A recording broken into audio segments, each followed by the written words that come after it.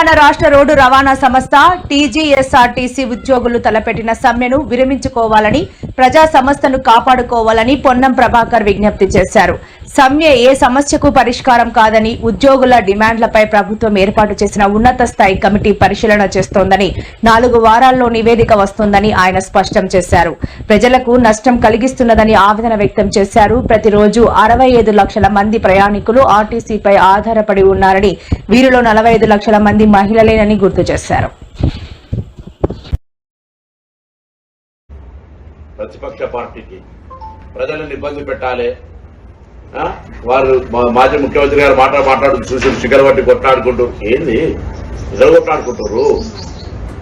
అవును, occupancy rate పెరిగింది, 40 లక్షల మంది మహిళలు ప్రయాణం చేస్తా ఉన్నారు.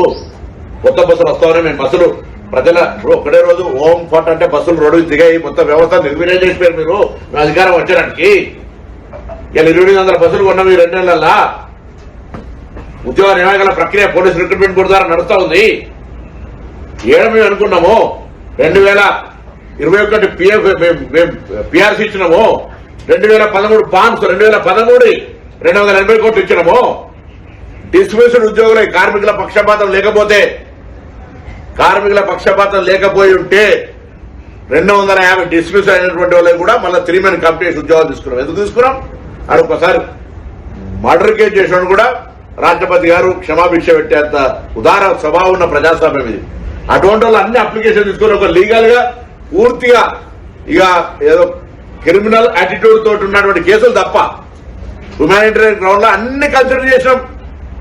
కారుణ్య నియామకాలు అన్ని ఇస్తున్న వాళ్ళకి 3 సంవత్సరాల ఆ ట్రాన్స్ఫర్మేషన్ పీరియడ్ ఉంటే 2 సంవత్సరాలు తగ్గించినాం పర్మనెంట్ కావడానికి.